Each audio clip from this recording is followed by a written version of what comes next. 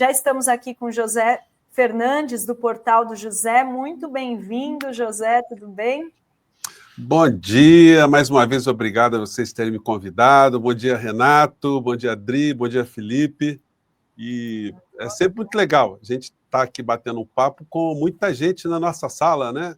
A gente está aqui numa conversa, numa sala de amigos, só que tem muito mais amigos conosco, né? Então isso é muito legal.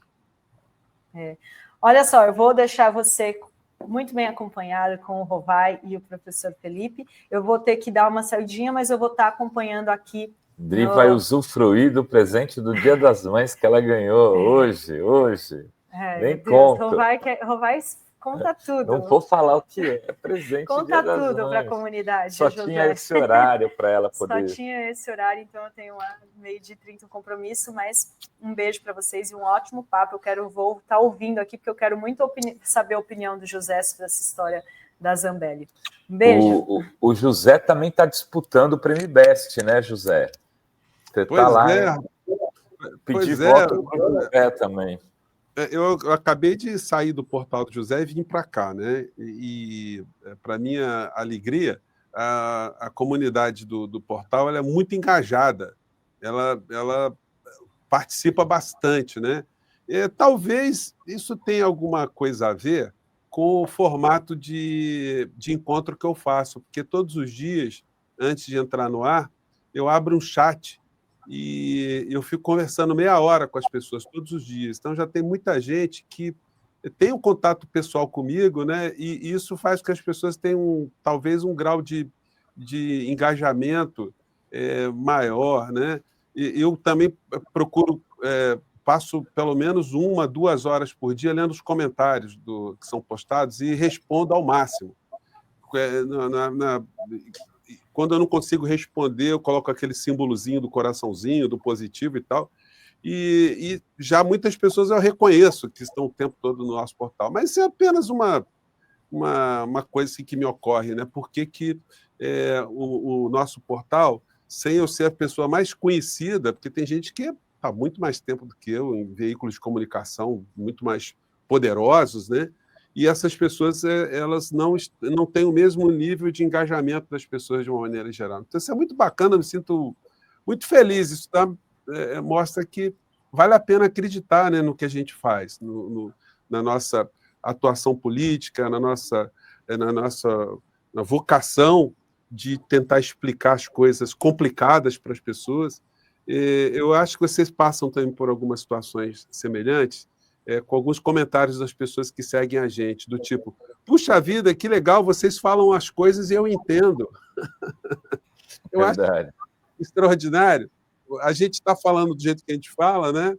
E a pessoa compreender que nós falamos, isso ser uma coisa, de um certo modo, espantosa. É sinal que muitas coisas que elas escutam por outros cantos, elas não entendem. Então, quando elas têm uma informação que explica a realidade que ela está vivendo, isso é uma coisa muito bacana, né? Mas, enfim, apenas uma amenidade aí no meio desse concurso do IBEST, aí, que é muito legal. Vamos seguir em frente. Eu espero ver vocês lá também, né? Como a gente se viu agora nesse ano lá no Rio Grande do Sul. Pois é, nós estamos selecionados, como você também, né, para uma das categorias, aquela que a gente foi finalista e ganhou aqui a placa que está aqui atrás de mim e tal. Você também, acho que essa é a categoria de política, né, Dri, que a gente está já finalista e estamos disputando na categoria notícias, se eu não me engano. Eu sou meio ruim para isso, mas entra lá no IBEST, digita Revista Fórum e aí é só votar. Então, aí o pessoal que está votando e também digita Portal do José e aproveita que você pode dar 3 votos em cada categoria e vota no Portal do José. José, a gente está falando aqui da questão da Zambelli. Você acha que ela consegue escapar dessa cassação e prisão? Olha só, a questão é que no processo constitucional brasileiro existem alguns entraves para que ela sofra uma punição instantânea. Porque a Câmara e o Senado sempre dão a última palavra em relação ao exercício do mandato do senador ou do deputado, mesmo quando eles cometem crimes. Vamos nos recordar que, no caso do Daniel Silveira, aconteceu uma coisa parecida. Depois dele ser condenado pelo Supremo Tribunal Federal, a Câmara teve que autorizar, teve que cassar o mandato dele e autorizar a prisão dele, porque até então isso não poderia se dar, exceto em crimes inafiançáveis, que é a única hipótese que um deputado ou um senador pode ser preso. E mesmo nessas circunstâncias, a casa tem que ser comunicada para ela reiterar, confirmar a prisão ou não. No caso da Carla Zambelli, existem várias nuances aí no meio dessa história. Ela foi processada e responsabilizada por atos praticados antes da atual legislatura. Portanto, a imunidade dela em relação ao passado não estaria garantida, só estaria garantida, pelo menos em alguns fatos, em algumas situações, aos crimes cometidos durante esse mandato. A defesa da Carla Zambelli está levantando uma questão também que provavelmente o Supremo Tribunal Federal já superou. Olha, mas os crimes que ela está sendo acusada também dizem respeito ao fato, enquanto ela já era deputada federal. Sim, mas ela era deputada federal na outra legislatura. Existe uma outra circunstância que diferencia o caso dela, como, por exemplo, do caso do Daniel Silveira e do caso do Ramagem. No caso do Ramagem, o que se pediu foi uma suspensão do processo em que ele está sendo acusado, agora como réu. A suspensão do processo é completamente diferente do caso em que um deputado já foi julgado por uma sentença que já está transitando em julgado. Não tem mais processo no caso da Carla Zambelli. Todas as fases processuais elas se esgotaram. Ela só não teve uma sentença penal condenatória agora, já transitada em julgado, porque o Cássio Nunes Marques ele fez pedido de vistas. Então, ele elasteceu um pouco esse processo. O que pode acontecer, na minha visão, daqui para frente, é o seguinte: o Hugo Mota retardar ao máximo ou nem colocar em pauta o julgamento, o pedido de cassação dela, para que ela possa, uma vez perdendo o mandato, ela ser presa. Ele pode estender esse troço aí até o final de 2026. Só que tem uma questão. A sentença penal condenatória do Supremo Tribunal Federal tornará Carla Zambelli ficha suja. E uma vez na condição de ficha suja, ela não vai poder disputar as eleições em 2026. Não podendo disputar as eleições em 2026, isso significa que em 2027, no dia 1º de janeiro, ela volta a ser uma cidadã normal, se é que a gente pode classificar alguma criatura do mundo bolsonarista nesse campo, né, como uma pessoa normal. Mas, do ponto de vista do exercício de direitos políticos, ela volta a ser uma cidadã comum, sem nenhum tipo de prerrogativa e sem nenhum tipo de imunidade. Aí a coisa mais... E aí pode ser presa. Pode ser presa no dia 1º de janeiro de 2027. Provavelmente o passaporte dela já deve estar recolhido e ela deve estar estudando aí, assim como o Bolsonaro também estudou esse tempo todo, uma possibilidade de fuga do nosso país, né? Como muitos já fizeram também. E se o Bolsonaro vai dar ela não tem muita alternativa, né? Ela não tem muita alternativa, né? Não tem. Ela e do ponto de vista do Bolsonaro, o que acontece com ela é uma coisa irrelevante em relação a ele. Então, eles não estão gastando energia com ela. Até porque, né, nós já vimos, ele fez uma declaração algumas semanas atrás, que ele dá a ela, né, o ônus de ter contribuído para ele ser derrotado com aquele episódio lá no dia da eleição, de ter perseguido o jornalista negro lá com a arma, né? Então, isso tudo, qualquer coisa que tenha contribuído para a derrota de Bolsonaro, isso entra no arcabouço de mágoas dele, de decepções e de vingança. Então, a Carla Zambelli, por mais que ela... E ela não tem alternativa nenhuma, porque uma pessoa que não tem luz própria, que se criou à base de vir na sombra do bolsonarismo, a sombra vai embora, chega o sol, a pessoa fica que nem a Joyce Hasselman. Não tem alternativa, porque ela não vai para a esquerda, então ela não vai conseguir seduzir ninguém do ponto de vista da política no campo da esquerda. E na direita, muito menos. Na direita, vamos dizer assim, a direita não golpista. Não tem muito espaço para ela, não tem voto para ela, não tem trabalho de base ali. E se antagonizando com o bolsonarismo, o resultado é o mesmo que aconteceu com a Joyce Hasselman. Então, o que ela está fazendo? Ela está aguentando calada todas as situações e torcendo por um milagre. É a única coisa que essas pessoas podem fazer agora, é torcer para um milagre. Um meteoro cai aqui no Brasil e mudar a realidade política e jurídica completamente. Coisa que é pouco provável, né? Os telescópios não estão mostrando nenhum meteoro, nenhum meteorito vindo para o Brasil, né? Felipe, você quer fazer alguma pergunta para o José? Eu quero voltar num assunto que a gente estava comentando antes, que a gente estava falando sobre essa fake news das 200 malas da Janja, e como que é um esquema repetido, como sempre se apropria de duas estratégias, um fato absurdo e alguém com proximidade ao presidente da República. Foi assim com o INSS, com o Frei Chico, foi assim no escândalo, foi assim na fake news do Pix. E parece que os setores progressistas têm muita dificuldade em responder na mesma linguagem, principalmente com a mesma velocidade.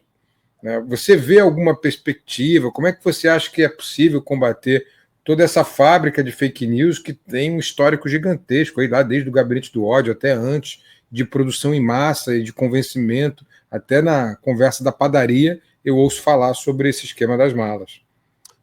Felipe, nós aqui somos de uma mesma geração, né? Com a diferençazinha, aqui, outra lá, mas nós acompanhamos o processo político do nosso país há muito tempo, desde jovens, com certeza.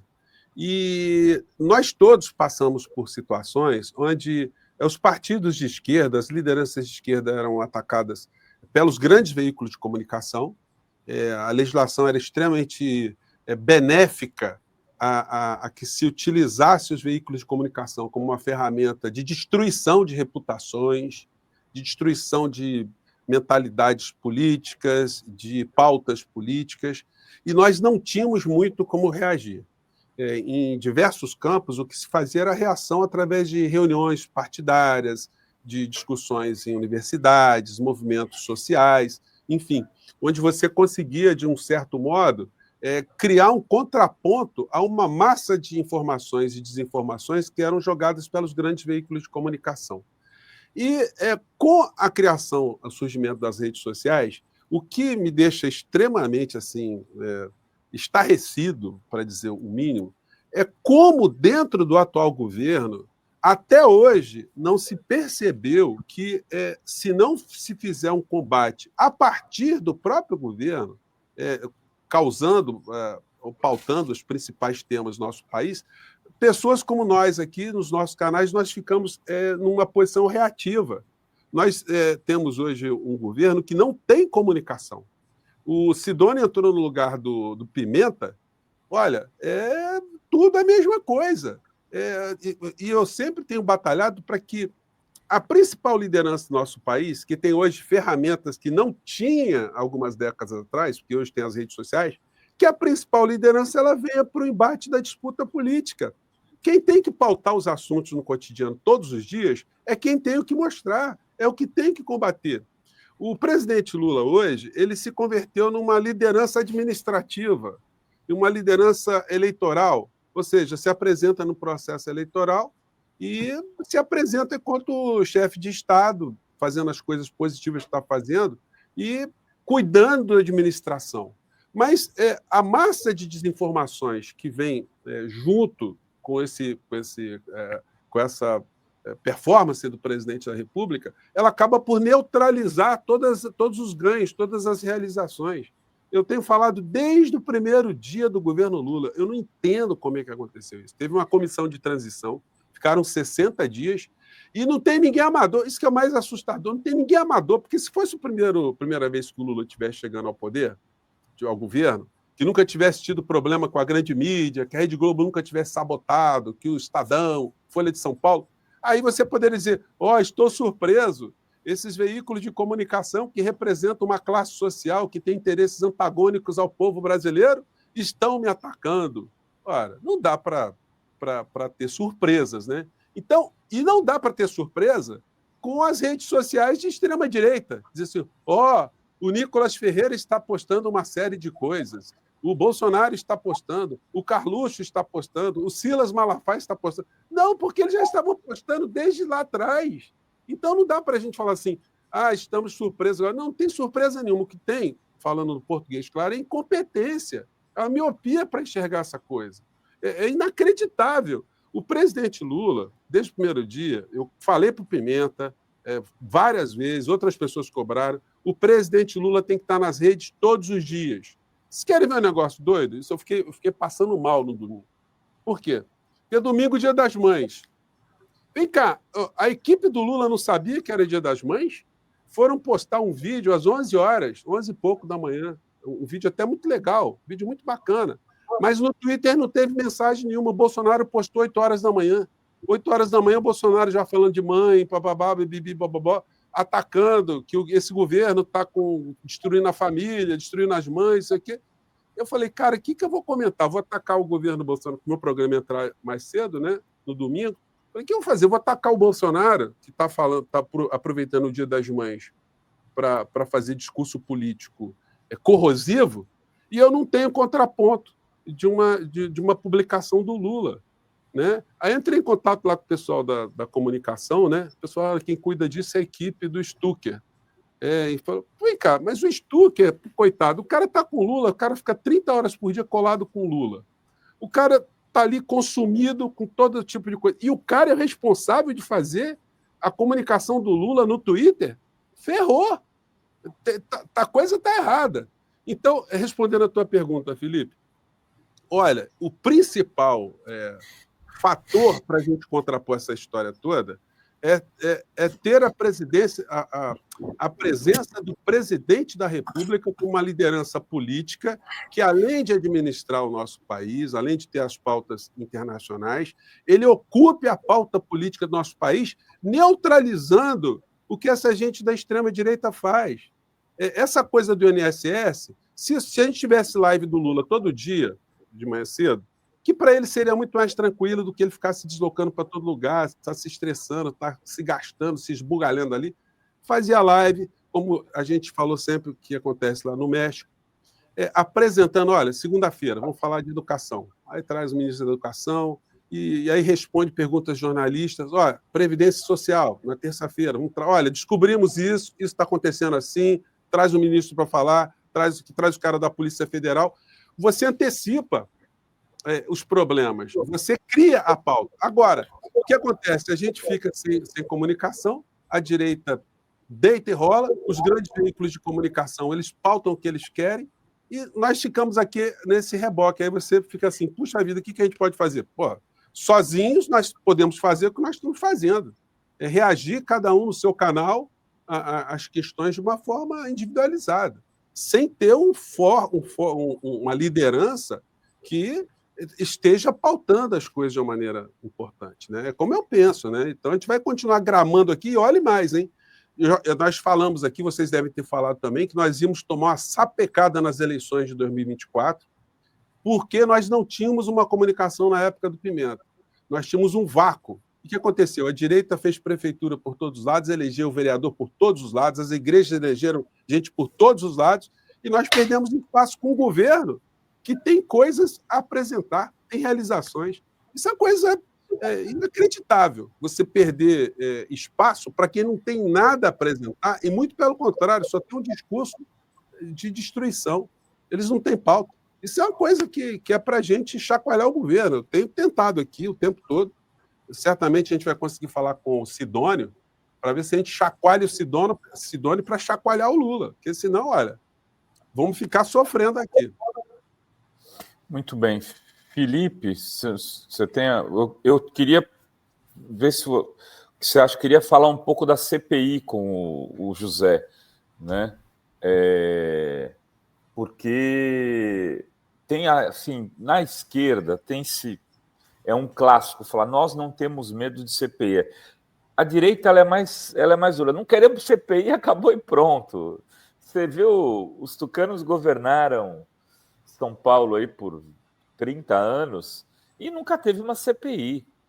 Não aprovava e pronto, passava o trator. O governo não tem maioria no Congresso, muito pelo contrário, é absolutamente minoritário. E há um risco de ser aprovada essa CPMI, o que seria pior ainda, uma comissão permanente mista, né? Senado e Câmara Federal. Você acha que essa CPMI, José, tem potencial de cometer um estrago tão grande na popularidade do Lula, que inviabilize sua reeleição, como foi um pouco o que aconteceu com a CPMI da Covid? O não teve nenhum condenado, mas ela desgastou demais a imagem do Bolsonaro, na minha opinião. Até queria saber o que você acha disso. E acho que foi um dos pontos, né, as ações do Bolsonaro na Covid desastradas e a forma como a oposição aproveitou isso na CPMI que levaram à sua não reeleição. Olha só, tem uma diferença que é vital no meio dessa história. Em primeiro lugar, em relação à pandemia, nós perdemos 700 mil pessoas. As pessoas não ressuscitaram. As pessoas morreram e quem escapou também ficou com traumas. E muitas pessoas morreram depois em consequência das sequelas. No caso da Previdência agora, o governo irá resolver as questões relacionadas aos aposentados que foram lesados. Tem aposentado que nem estava sabendo que estava sendo lesado. Ele estava ali, estava tendo desconto, porque quem teve essa percepção entrou com algum tipo de medida, fez uma comunicação ao INSS, ou foi para a Defensoria Pública, fez alguma reclamação, alguém fez alguma coisa. Mas a grande massa nem está sabendo, olhava contra-cheque com aquele descontinho lá, muquirana, com uma sigla que ele não entendia o que era. E agora, essa pessoa vai ter até uma surpresa boa, porque ela vai receber uma grana que ela já tinha dado como perdida. Então, são situações, do ponto de vista do efeito em relação aos prejudicados, é bem diferente. No caso da pandemia, nós tivemos uma situação irreversível, uma situação que diz respeito à vida de pessoas e de famílias. No caso dos aposentados, o prejuízo não acontecendo, todas as pessoas sendo ressarcidas, a coisa vai ficar assim, puxa, tomamos um susto, aconteceu um processo aqui, tal.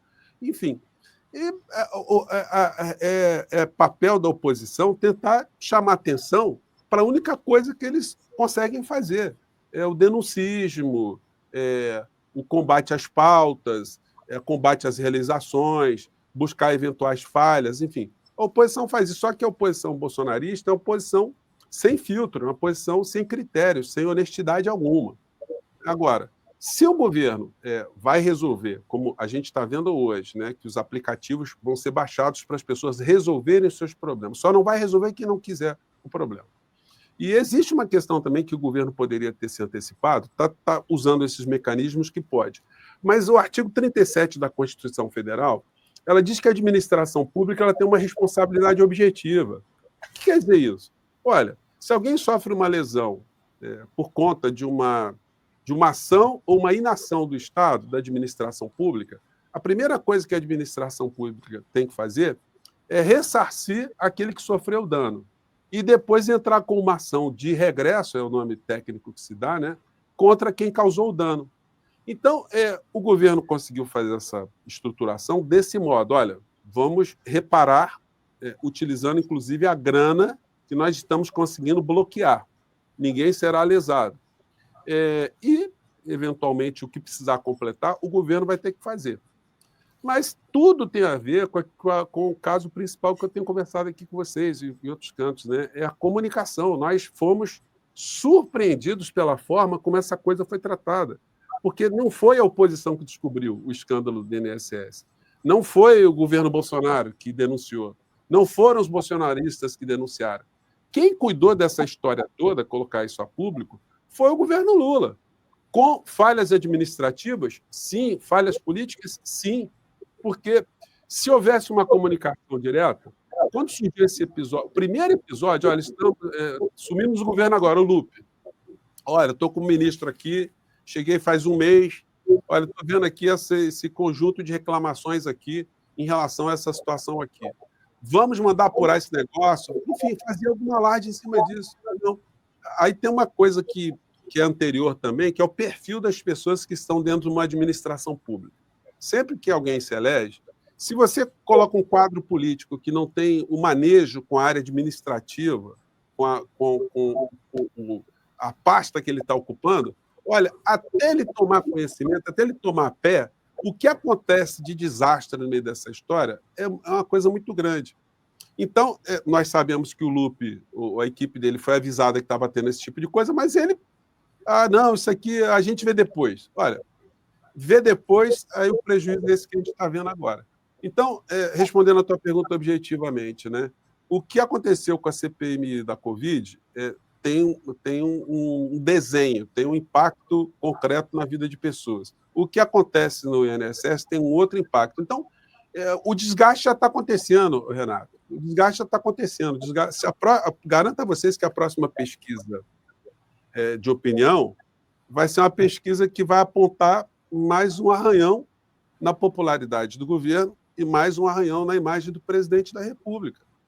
Isso tudo poderia estar sendo remediado se nós tivéssemos uma posição mais propositiva ao invés de uma posição reativa. Simples assim. Você está falando... Quer continuar, Renato? Eu posso pegar daqui? Não, eu só queria ler aqui um superchat para não ficar muito atrasado, tá. Felipe, e te passo. A Ariane dos Santos... Peraí, não, melhor aqui.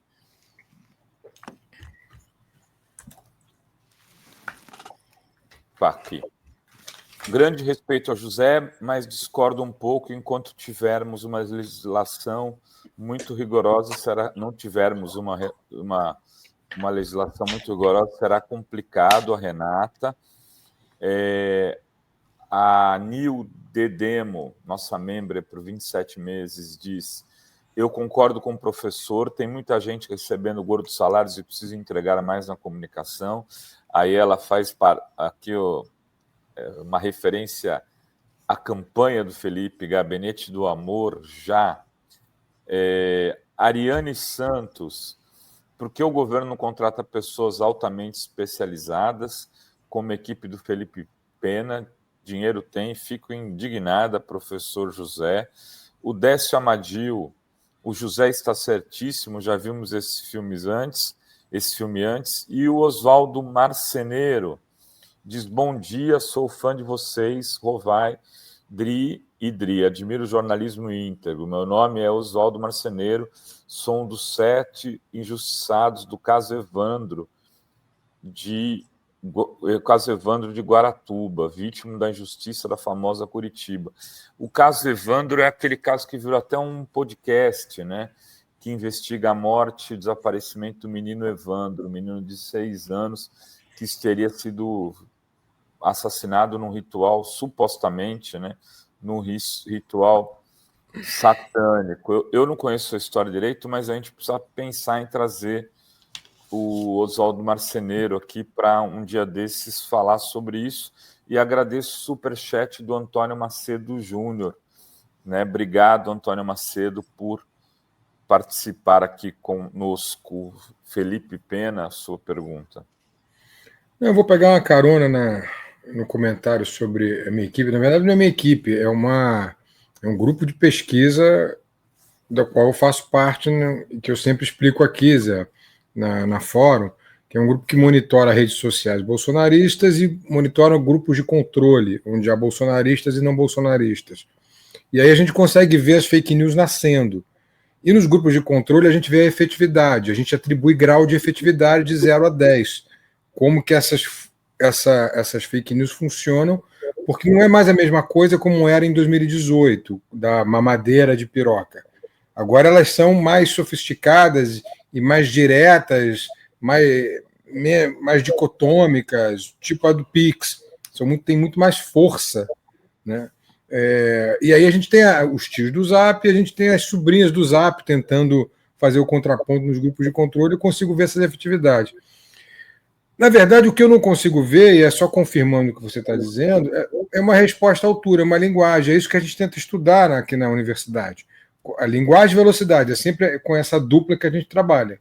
É com linguagem e com velocidade. E o que você disse aí me chama às vezes de pessimista, até de niilista eu já fui chamado, porque desde o começo do governo chama atenção para isso. Como é que o governo montou gabinete do amor, que não é para ter esse nome, é só para ver o conceito que se contraponha ao que foi feito no governo Bolsonaro, que foi o gabinete do ódio, que fazia isso diariamente.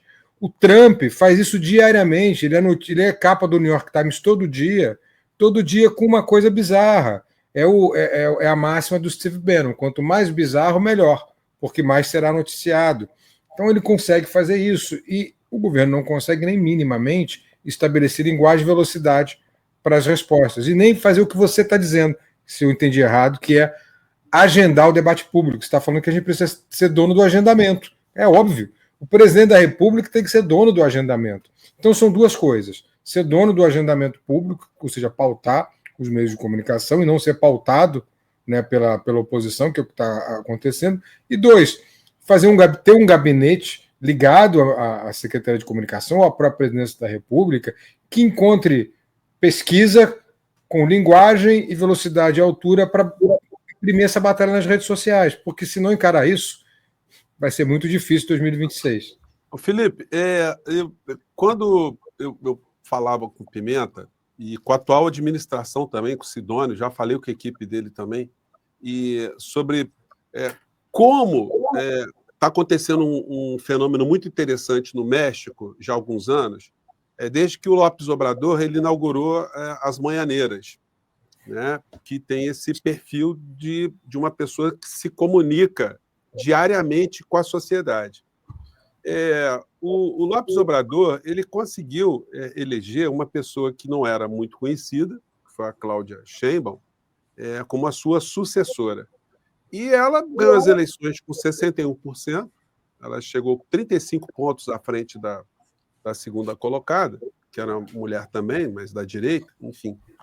E depois que ela assumiu o governo, com 100 dias ela estava com 80% de aprovação.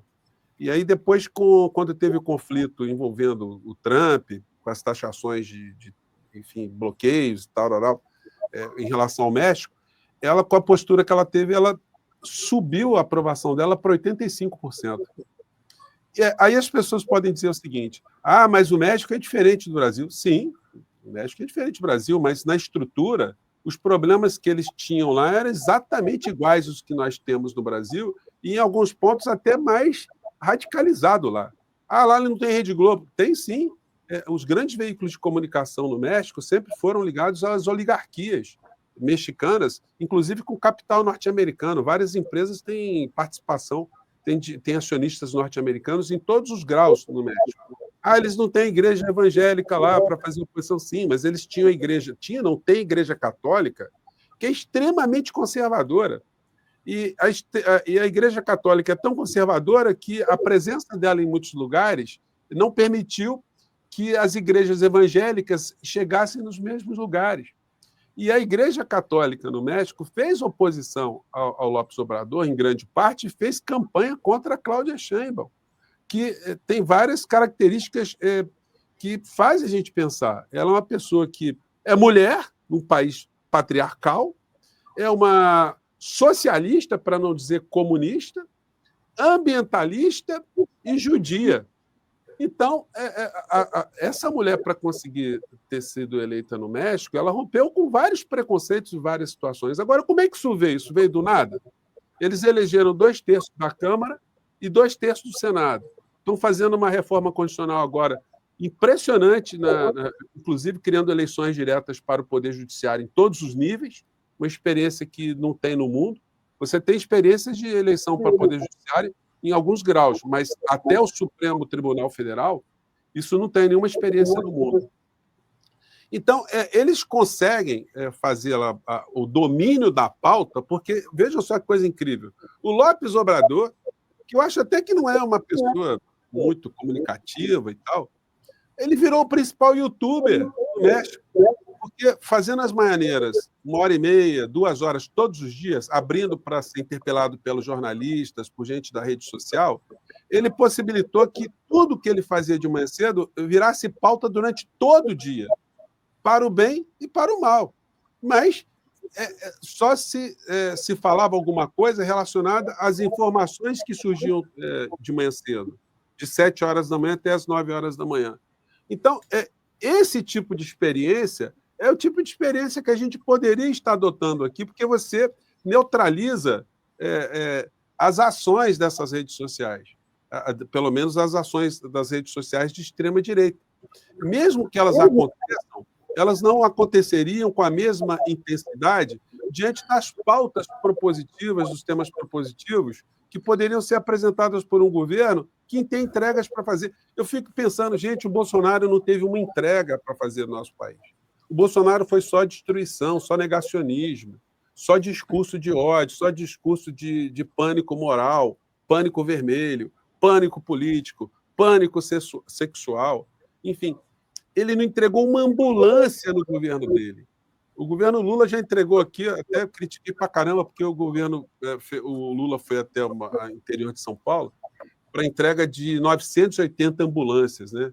Falei, gente, o Lula não tem que ir lá fazer entrega de ambulância, na cerimônia fechada, enfim, as ambulâncias têm que ir lá para o Palácio do Planalto, tem que inundar a Praça dos Três Poderes de ambulância, tocar sirene, o Lula descer pilotando a ambulância para mostrar o contraste do que é um governo que tem para entregar. O Bolsonaro ficou com uma rêmora, ia lá para o leito do Rio São Francisco e abria uma bica lá e dizia que ele que estava inaugurando a coisa. Então, não dá, gente. É difícil a gente aceitar que um governo que tem pauta, que tem entregas, que está fazendo realizações, que está fazendo um retorno de uma série de programas, que fique disputando popularidade com quem não fez absolutamente nada, só causou destruição. Então, é necessário que você tenha um choque de comunicação, mas se o presidente da República ele não for convencido que ele está gastando energia à toa em outros cantos, e ele tem que gastar energia com a comunicação para ajudar, inclusive, a gente nas redes sociais. Porque seria muito melhor que a gente ficasse, por exemplo, discutindo a ida do Lula agora na China, né? O Lula foi à China, tem coisas muito importantes que aconteceram lá, novidades, perspectivas interessantes, mas nós não temos a comunicação. A comunicação vem pelo canal Gov lá, esporadicamente, mas não é uma rotina, não é um método de comunicação, não é um método de fazer a comunicação chegar até o cidadão. Se você tem dúvida, é só entrar no canal Gov, entra no canal do Lula, vocês vão ver só o número de visualizações, que é extremamente pífio. É como se o Lula não tivesse tido 60 milhões de votos. Gente, alguém que tem 60 milhões de votos, o cara sai de casa, o cidadão sai, a cidadã sai para votar naquele dia, num presidente da República, esse capital político não pode ser desperdiçado. Eu fico batendo nisso. Eu fico assim, impressionado. Como é que na TV Brasil, por exemplo, a rede de televisão, a rede de rádio, a audiência continua a mesma. É traço. Ninguém assiste aquele troço, não tem uma política voltada a utilizar essas ferramentas para fazer a comunicação chegar na sociedade. Então, esse é o problema principal, na minha opinião, porque os problemas administrativos, os problemas de gestão acontecerão em qualquer governo. Agora, num governo que tem entregas para fazer, mas você é superado, você fica medindo força com quem está no campo da destruição, aí realmente, olha, e não dá para botar culpa como a gente botava no passado. Mas os grandes veículos de comunicação eles são contra. Sim, mas ao que consta, né, a gente não viu uma grande proximidade dos grandes veículos de comunicação objetivamente com as coisas que o Bolsonaro fazia. Apesar da gente saber que eles apoiavam o Bolsonaro indiretamente por defender as pautas econômicas, tendo o Paulo Guedes ali no governo Lula. Então, esse é o ponto principal. Se o Lula não vier para as redes, nós vamos ter problemas muito sérios. E eu espero que a gente consiga reverter essa situação. Nós sabemos que o Lula nem celular tem. O celular fica sempre com o assessor e tal. E ele não fica navegando por rede social. Então, a pessoa que tem essa coisa geracional, ele sabe que as redes sociais são importantes, ele tem essa informação. mas ele não vivencia isso. E quem poderia vivenciar para dizer, presidente, olha só, o senhor tem que vir para cá, porque se não vier, a gente vai ficar reboque o tempo todo. E é por isso que eu insisto nisso, eu sou muito chato nisso, porque não é só defender o governo Lula, não é defender uma gestão, é defender um processo, ou defender energias, reunir pessoas para defender algo destruidor que está acontecendo, não só no Brasil, mas acontecendo no mundo. Se a gente não tiver uma firmeza muito grande para enfrentar essas histórias todas, vai acontecer o que aconteceu na Argentina. A Argentina acabou caindo na mão de um psicopata que está fazendo tudo que o mercado quer, está ali com os grandes veículos de comunicação com ele, tem redes sociais de extrema-direita bombando, atraindo a pauta, o cara pauta o debate todos os dias lá e o cara está fazendo uma série de destruições e a esquerda lá, os progressistas, os peronistas, estão chupando o dedo. Então é reboque. Perderam o bonde da história. Muito bem. Tem mais alguns superchats aqui. Vou ler, para a gente já indo para o encerramento, que ainda tem Fala Rovai. A Andréia Cunha diz o seguinte: Damares com CPMI quer desviar foco sobre o Marajó, né, as questões da Ilha do Marajó, né?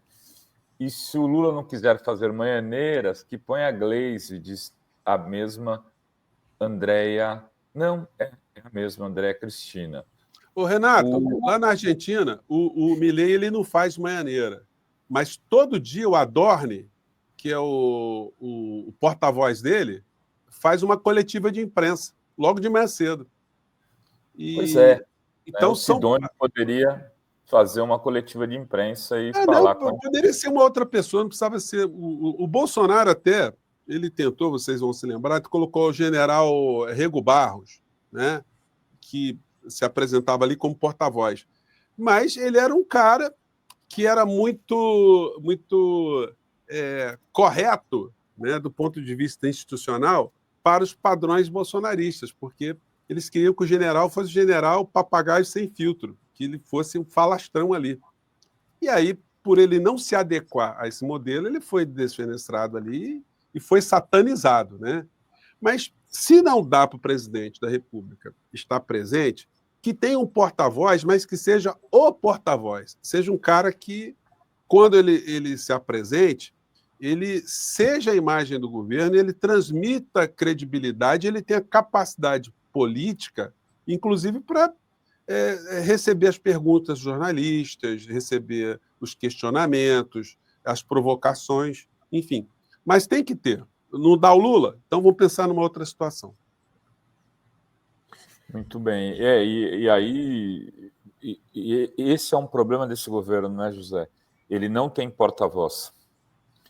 Ele não tem porta-voz. José foi cirúrgico, meu porta-voz. Aí já estão elegendo você para porta-voz, José, do Lula, já que ele não tem.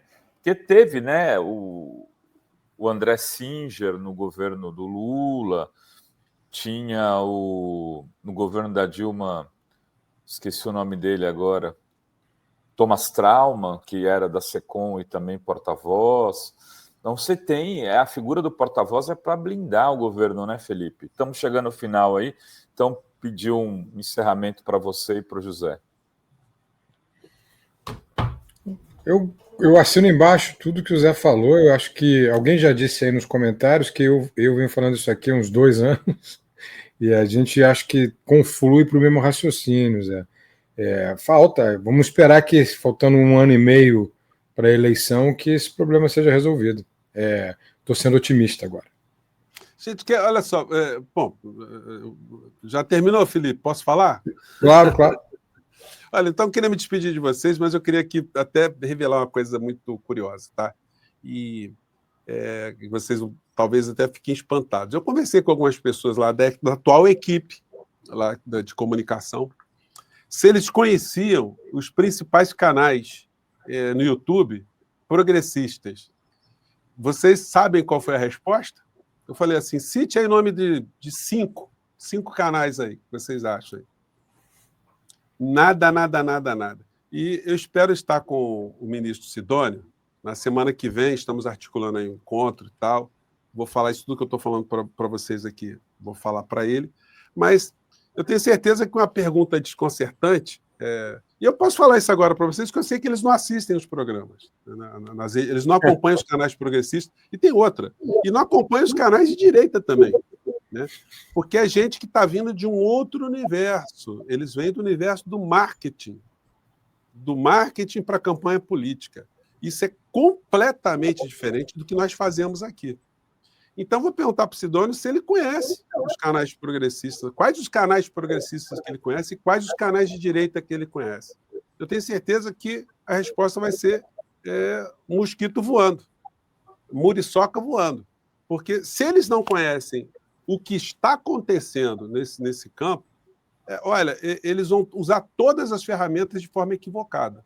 Eles vão continuar com a visão que tem que ter propaganda bonitinha, plasticamente bacana, passar na Globo News, passar na Record, passar na Globo, no horário, não sei o quê. Isso não está funcionando mais, isso atinge uma parcela da sociedade, mas o que atinge a sociedade hoje é a comunicação instantânea, é esse papo que a gente tem nas redes sociais. Se o Lula estivesse visitando todos os canais progressistas, a nossa audiência estaria quintuplicada. Foi o que o Inelegível fazia. O Inelegível é canal de YouTube de sapateiro, de motoboy, de açougueiro, de carvoeiro, de MMA, de lutador de jiu-jitsu. E para toda essa gente ele fazia discursos direcionados, muitas vezes, a maior parte das vezes, discursos mentirosos, repetindo sempre as mesmas coisas, mas ele conseguiu, através dessa presença nesses espaços, uma capilaridade gigantesca. E isso nós não temos hoje no Brasil, né? O afastamento do principal líder político do nosso país das redes sociais e da presença é um fator determinante para a gente ter dificuldades que nós estamos tendo hoje. Então é isso. Gente, desculpa aqui ter falado essas coisas. Não, foi ótimo. Excelente. Mas não é nosso papel, nós temos que fazer isso. Não dá para a gente ficar... Porque a gente acaba sendo acusado, se a gente não faz crítica, de passar pano, né? Você já deve ter escutado isso também, né? Está passando pano, não está criticando. Olha, nosso papel é criticar. E, aliás, o presidente da República, o que ele quer é exatamente isso que nós estamos fazendo. Porque se a gente não faz, quem é que vai fazer? Vai ser o Nicolas? É isso aí, gente. Desculpa aí. Obrigado por ter me chamado aí para mais um papo. Eu estou aqui entre amigos, então é assim que eu me sinto, por isso que eu falo as coisas que eu falo. Muito bem, José. Te agradeço muito aí, tua disponibilidade. Desejar sorte lá para você ganhar mais um Prêmio Best. Felipe, muito obrigado também para você. Tudo de bom aí. Beijo, gente. Até sexta. Para vocês. Até sexta, Felipe. Valeu, José.